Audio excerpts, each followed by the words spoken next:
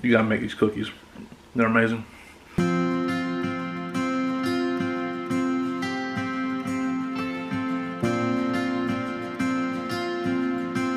Hey friends, this is Angela from Art of Creation Homestead again, and we are doing another Homestead's kitchen skills. Today I am teaching you how to make the perfect chewy and crisp at the same time chocolate chip cookies.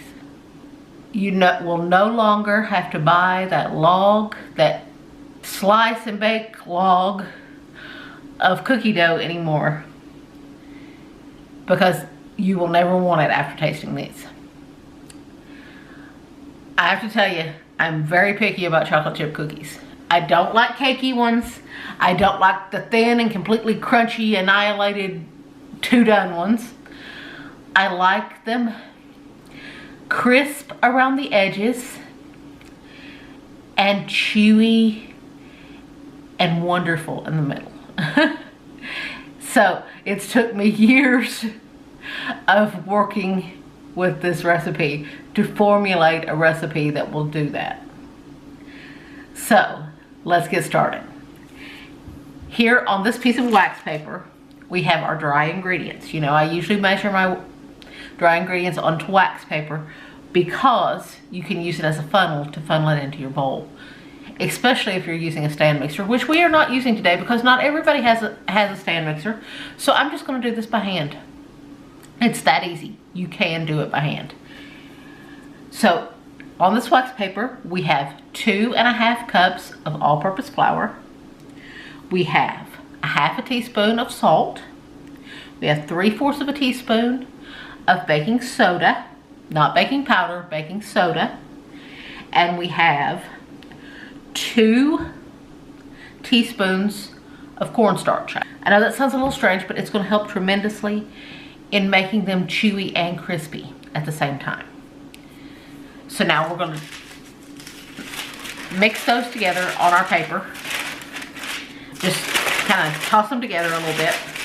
And now we're going to slide that over to the side. Now for the technically wet ingredients.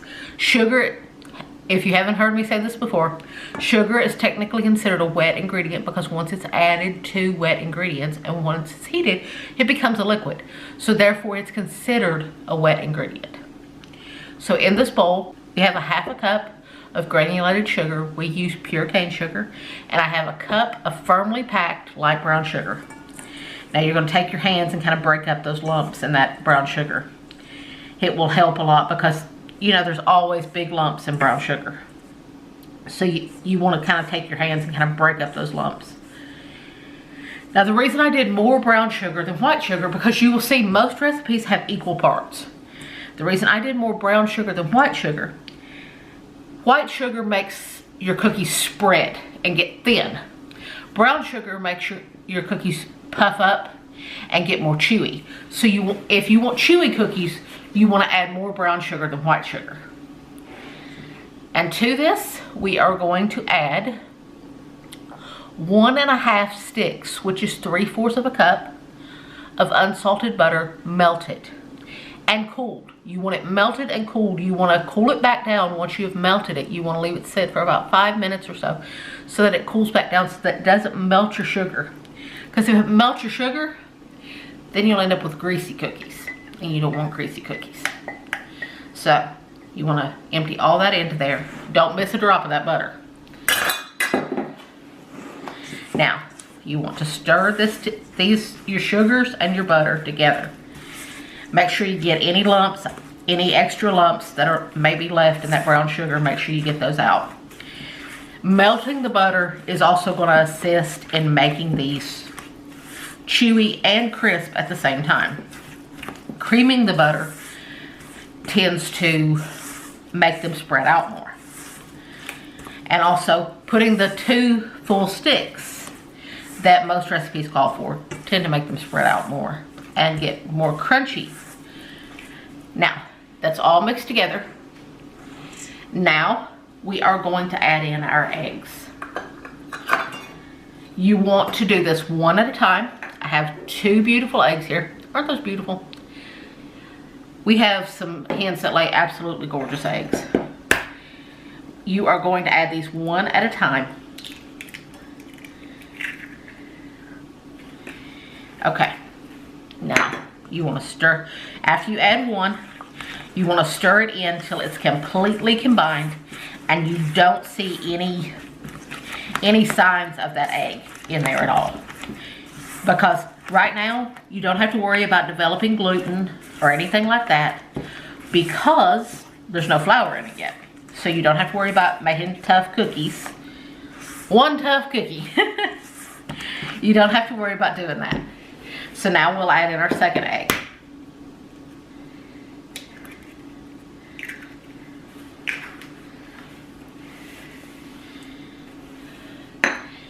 And once again, beat it in, stir it in really good until you do not see any streaks of that egg at all.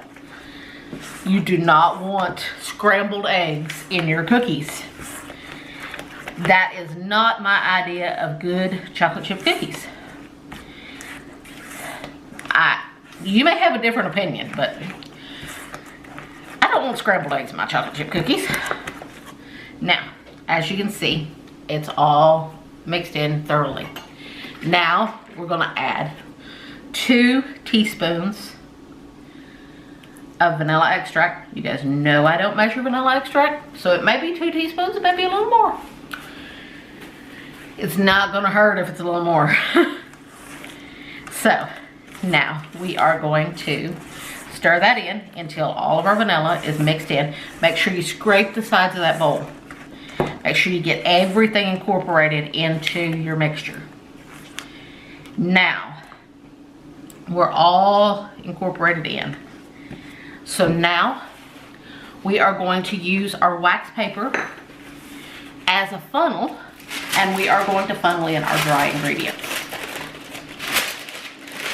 I find that it works best if you do it half at a time. So I'm going to put in half my dry ingredients.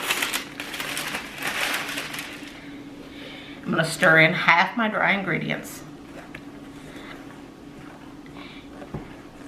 until it's completely incorporated, until you don't see any dry pockets of flour. That's all incorporated. So now we're going to add our second half of our flour mixture. And at this point, you want to stir this in until it's mostly incorporated. Mostly. Not fully incorporated. I'll show you why in a minute.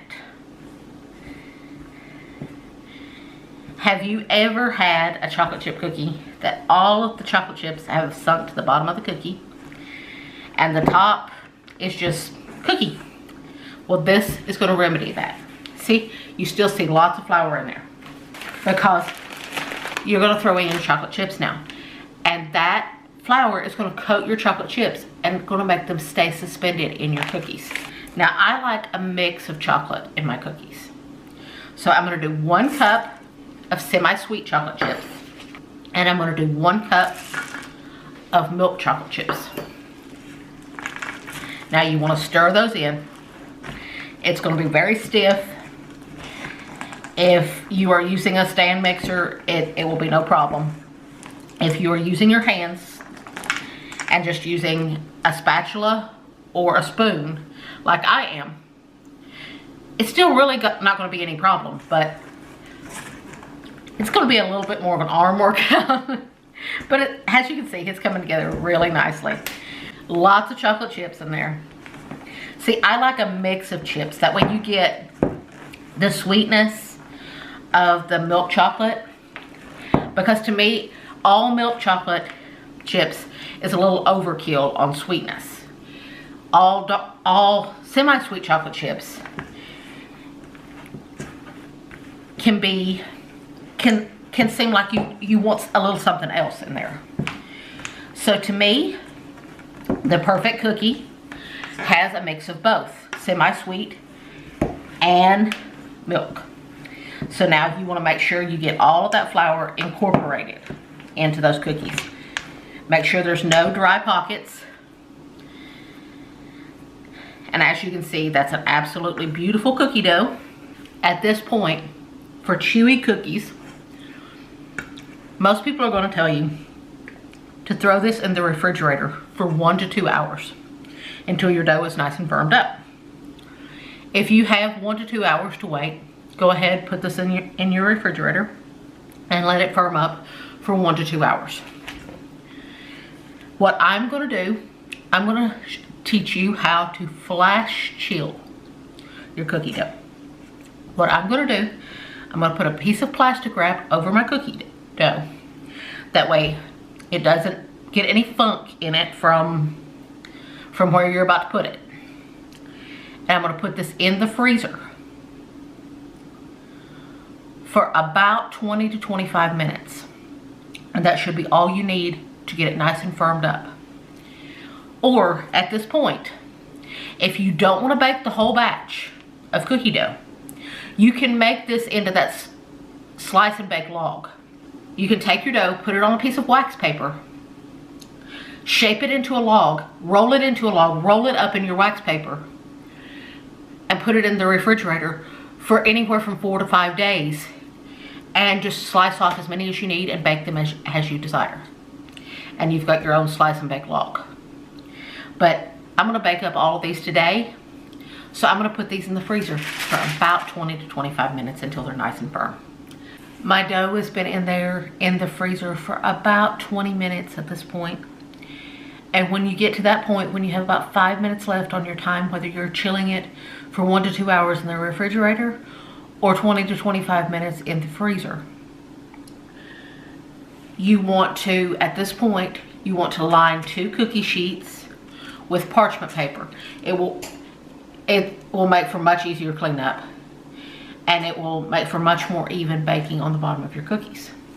And you also want to preheat your oven to 350 degrees. At this point, you need to decide what size you want your cookies to be. I have 2 cookie scoops here. I will leave a link in the description below to the 2 cookie scoops. This one is a 1 tablespoon. This one is a 1.5 tablespoon. You will get more cookies with the 1 tablespoon, but you will get small cookies.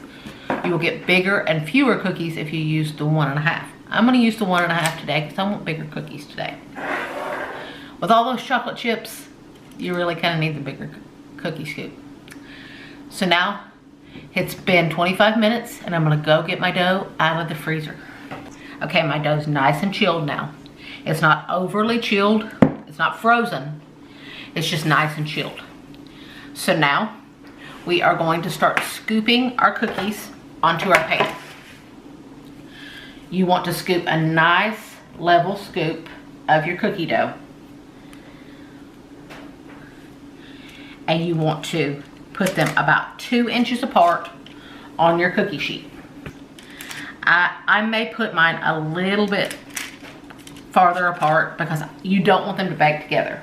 Even though these won't spread as much as, because of the little tricks that I've told you, they won't spread as much as other cookies, but they will still spread some and you don't want them to bake together. So we're going to fill a couple of cookie sheets with this dough. I'm not going to mash them down. Let them go down on their own as they bake. That's another way that keeps them nice and chewy in the middle, is not mashing them flat.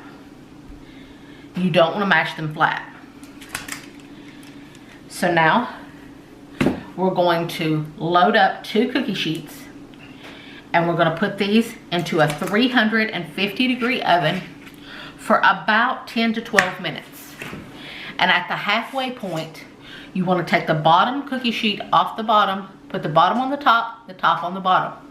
Okay, the rest of your beautiful dough, you want to cover it back up with your plastic wrap. Now you want to take this, put it in the refrigerator so that it stays nice and chilled while your cookies bake. Our last pans are out of the oven. Due to some technical difficulties, I didn't get the first pans out of the oven filmed. So I'm showing you the last pans. They were in there for 10 to 12 minutes. To be oddly specific, mine took exactly 11 minutes. and I rotated the pans halfway through.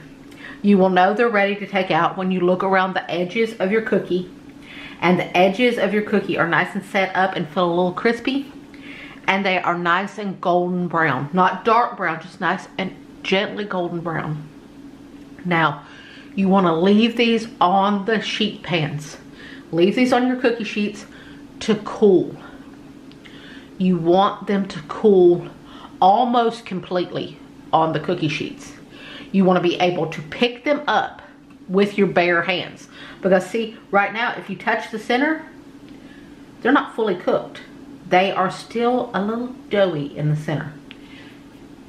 You want to pull them out at that point because the carryover cook is going to set in.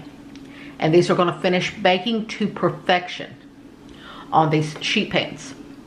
So you want to leave them sit until your sheet pan is so cool that you can handle the cookies. You can pick up the cookies off the sheet pan with your bare hands, and your sheet pans are completely cool, because then all of the heat from the sheet pans has went into the cookies and went into finish baking the cookies. And they're cool enough now that I can handle them with just my bare hands. And the pans are pretty much completely cool, but the cookies still have a little bit of warmth. So you want them to cool completely. So I'm transferring them to a wire rack, to a cooling rack. And I'm going to let them completely cool at this point before you store them away. You do not want to store them away when they have any warmth to them at all. You want them to be completely room temperature before you store them away. And you will want to store them in an airtight container at room temperature for probably 4 to 5 days. They won't last that long, I promise you. These are absolutely the amazing combo of both chewy and crispy. And you will see that when Jason gets home. I'm surprising him with these. My chocolate chip cookies are probably one of his favorites. He is going to be very happy. So I can't wait for you guys to see his reaction. Okay, so I came home to a nice surprise. Angela Kay made some beautiful chocolate chip cookies. Now here's a little one. Now I'm gonna be modest on this. Okay, this is a little one. That's beautiful though. Look at that.